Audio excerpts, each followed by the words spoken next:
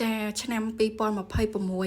អ្វីគ្រប់យ៉ាងគឺផ្លាស់ប្ដូរអស់ហើយកាលពីក្មេងឲ្យតែបងប្អូនខ្ញុំណារៀងទៀបអីចឹងដឹងតែអ្នកទេខ្ញុំផ្អាប់ហើយដឹងតែផ្អាប់ថាដឹងតែដាក់កៅអីបេះត្រប់ហើយកាលពីក្មេងខ្ញុំឆ្ងល់ទៀមថាចុះមិន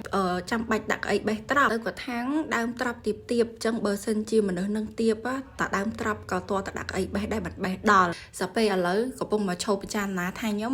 1.58ដែរហើយឥឡូវឈោនៅក្រោមដើមត្រប់វាទៀបជាងដើមត្រប់ហើយចង់បេះត្រប់នៅចុងចុះហ្នឹងតតែឈរលើគល់ឈើមកតង់ទៀតអានេះវាស្មើនឹងដាក់កៅអីណាអញ្ចឹងខ្ញុំកំពុងគិតថាតើខ្ញុំទឿឬក៏មកពីសម័យឥឡូវហ្នឹងត្រប់វាខ្ពស់ហើយបងប្អូនត្រប់ហ្នឹងបើគិតទៅចូលកម្ពស់2ម៉ែត្រហើយពួកអីលបងដែលធ្វើហ្នឹងគឺ2ម៉ែត្រហើយត្រប់ហ្នឹងវាខ្ពស់ស្មើលបងអីហ្នឹងហើយត្រប់នេះបងប្អូនអើយដោះខ្លួនឯងហើយគ្រាន់តែយើងឃើញដោះយើងគ្រាន់តែស្រោចទឹកឯណាអត់មានបានដាក់ជីដាក់អីទេនិយាយពីថាកម្ពស់លូតក៏លូតហើយអាផ្លែហ្នឹងក៏ផ្លែឲ្យមិនមើលដើមណាតូចទេហើយផ្លែ